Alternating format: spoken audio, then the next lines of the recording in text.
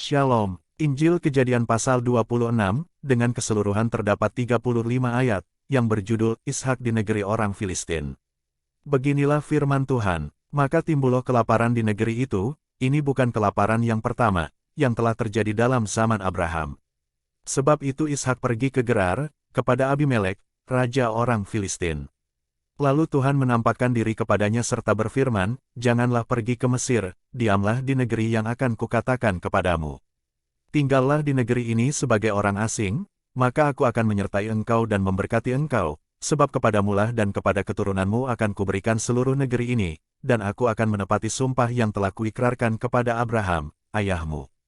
Aku akan membuat banyak keturunanmu seperti bintang di langit, aku akan memberikan kepada keturunanmu seluruh negeri ini, dan oleh keturunanmu semua bangsa di bumi akan mendapat berkat. Karena Abraham telah mendengarkan firman-Ku dan memelihara kewajibannya kepadaku, yaitu segala perintah, ketetapan dan hukum-Ku." Jadi tinggallah Ishak di Gerar.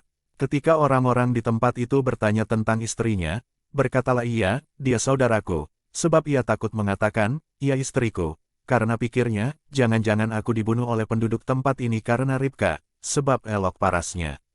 Setelah beberapa lama ia ada di sana, pada suatu kali menjenguklah Abimelek, raja orang Filistin itu dari jendela, maka dilihatnya Ishak sedang bercumbu-cumbuan dengan Ribka, istrinya. Lalu Abimelek memanggil Ishak dan berkata, "Sesungguhnya dia istrimu, masakan engkau berkata, dia saudaraku?" Jawab Ishak kepadanya, "Karena pikirku, jangan-jangan aku mati karena dia." Tetapi Abimelek berkata, "Apakah juga yang telah kau perbuat ini terhadap kami? Mudah sekali terjadi, salah seorang dari bangsa ini tidur dengan istrimu, sehingga dengan demikian engkau mendatangkan kesalahan atas kami."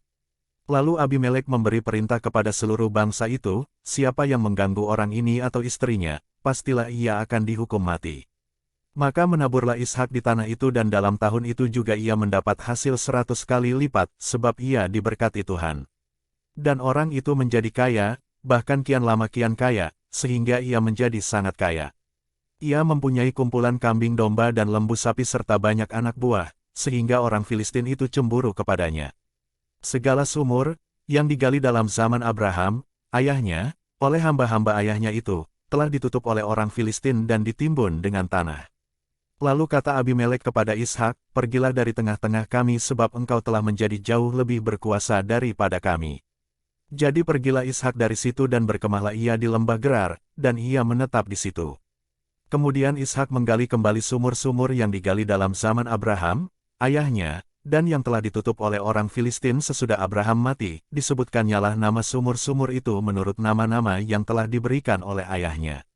Ketika hamba-hamba Ishak menggali di lembah itu, mereka mendapati di situ mata air yang berbual-bual airnya. Lalu bertengkarlah para gembala Gerar dengan para gembala Ishak. Kata mereka, "Air ini kepunyaan kami." Dan Ishak menamai sumur itu Esek, karena mereka bertengkar dengan dia di sana.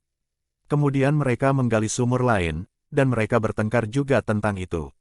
Maka Ishak menamai sumur itu Sitna. Ia pindah dari situ dan menggali sumur yang lain lagi, tetapi tentang sumur ini mereka tidak bertengkar. Sumur ini dinamainya Rehobot, dan ia berkata, "Sekarang Tuhan telah memberikan kelonggaran kepada kita, sehingga kita dapat beranak cucu di negeri ini." Dari situ ia pergi ke Bersheba.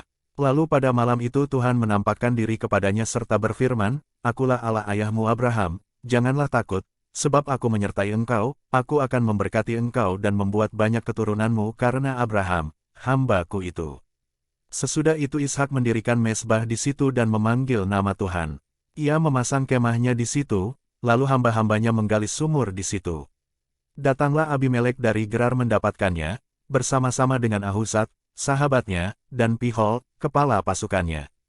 Tetapi kata Ishak kepada mereka, "Mengapa kamu datang mendapatkan aku? Bukankah kamu benci kepadaku, dan telah menyuruh aku keluar dari tanahmu?" Jawab mereka, "Kami telah melihat sendiri, bahwa Tuhan menyertai engkau, sebab itu kami berkata, baiklah kita mengadakan sumpah setia, antara kami dan engkau, dan baiklah kami mengikat perjanjian dengan engkau. Bahwa engkau tidak akan berbuat jahat kepada kami, seperti kami tidak mengganggu engkau, dan seperti kami semata-mata berbuat baik kepadamu dan membiarkan engkau pergi dengan damai, bukankah engkau sekarang yang diberkati Tuhan?" Kemudian Ishak mengadakan perjamuan bagi mereka, lalu mereka makan dan minum. Keesokan harinya pagi-pagi bersumpah-sumpahanlah mereka. Kemudian Ishak melepas mereka, dan mereka meninggalkan dia dengan damai. Pada hari itu datanglah hamba-hamba Ishak memberitahukan kepadanya tentang sumur yang telah digali mereka, serta berkata kepadanya, kami telah mendapat air. Lalu dinamainyalah sumur itu Sheba. Sebab itu nama kota itu adalah Bersheba, sampai sekarang. Ketika Esau telah berumur 40 tahun, ia mengambil Yudit, anak Biri orang Het, dan Basmat, anak Elon orang Het, menjadi istrinya. Kedua perempuan itu menimbulkan kepedihan hati bagi Ishak dan bagi Ribka. Demikianlah firman Tuhan. Tuhan Yesus memberkati.